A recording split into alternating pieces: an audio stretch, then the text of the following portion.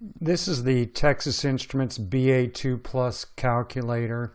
It's the professional version of it. It's a little bit fancier than the regular BA2 Plus, but we're not going to be using any of the fancier features right now.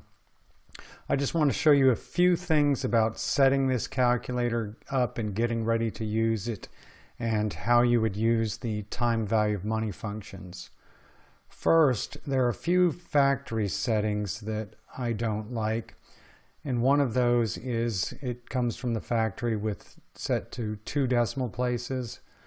So you'll see right up here my screen is set for just 2 decimal places, and that might be fine if I'm dealing with dollars and cents, but if I do a return problem and the answer is 0.1347, I might actually want to see those last 2 digits there instead of just seeing 0.13.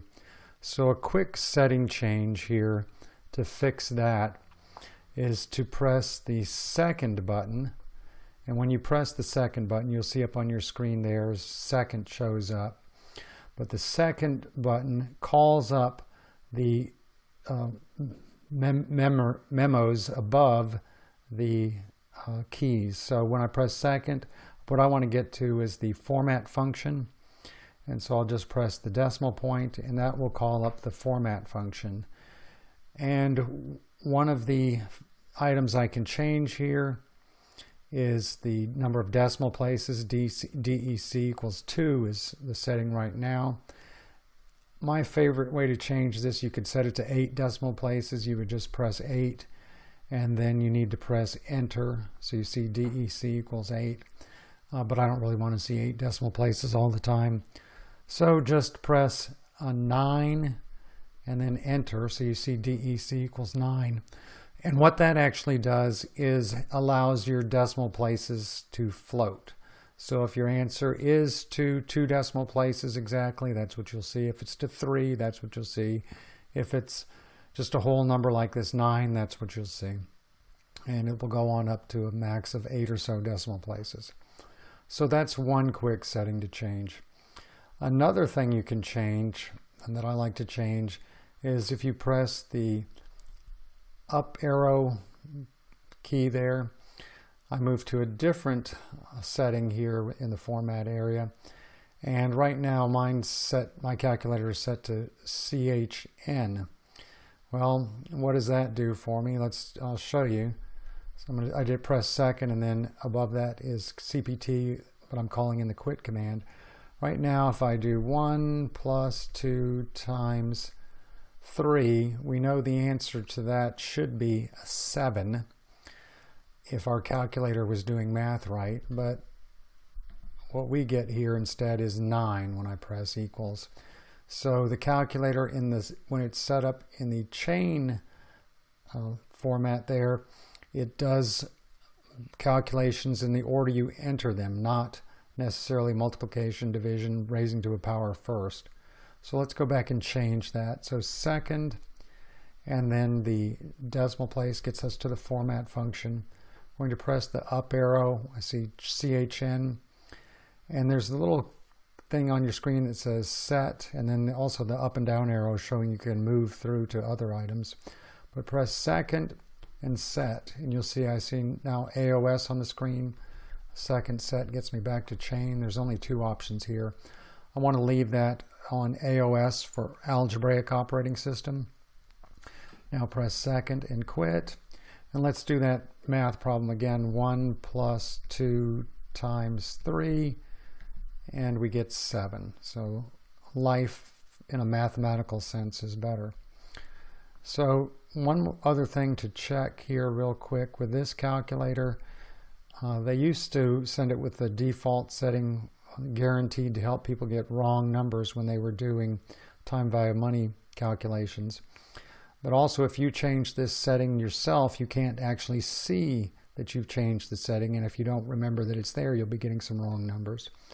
So press second and then the I/Y button. That gets you to payments per year. Right now my calculator is set to 12. What that means is every time I put in an interest rate, it will divide that rate by 12 and assume I'm doing a monthly problem, whether or not I am.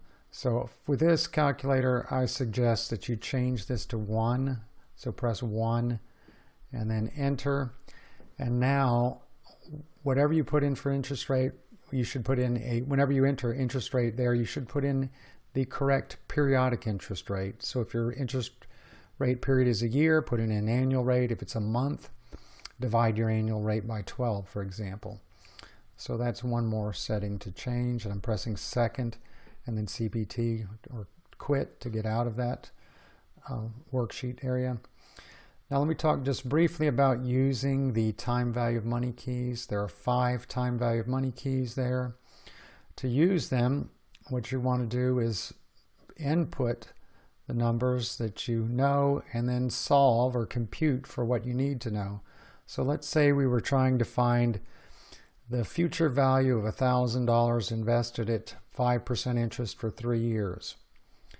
Well, here's the 1,000. I'm going to put that in as a negative number. More on that in a different topic. I'll put that in for present value. So I put in my amount. If it's negative, I press this plus minus button.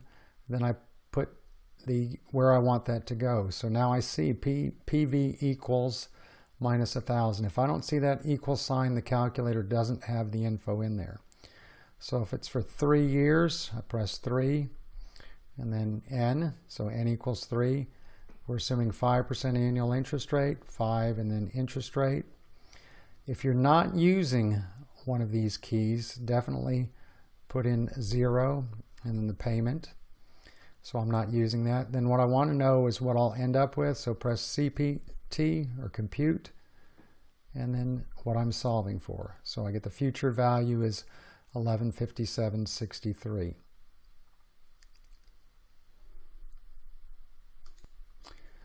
Another quick note on your calculator. If you turn your calculator off, leave it off for a week or two, come back later, turn it back on, the values that we put in those time value of money keys are still there. So recall, that's the RCL button down here is recall, and then press N, so there's the N equals 3, recall interest rate, recall present value, recall payment. So it's a good idea to check your work when you've done a problem with this calculator. You want to make sure you input everything real correctly. Just hit the recall button real quickly for each of the input items in what you solve for, and check and make sure you did things right. See the little asterisk there on the screen? That means we calculated that. So the computer, the calculator calculated that for you. Now, one other note, I said anytime you're not using a key, go ahead and put in 0. So we didn't use payment, so 0 payment. One other thing you can do, I recommend doing that anytime you have a problem. If you're not using something, just get in the habit of putting 0. But another thing you could do is press the second button and then future value, which actually above that CLR TVM. What that does, second, clear time value of money, that sets all of the values in those 5 keys to 0. So recall N, recall interest rate, recall present value. So you could do that when you start a new problem, or just enter the zeros every time you have a new problem, or you're working a problem if you don't use something. So that was just a few quick tips on getting started with the BAII Plus.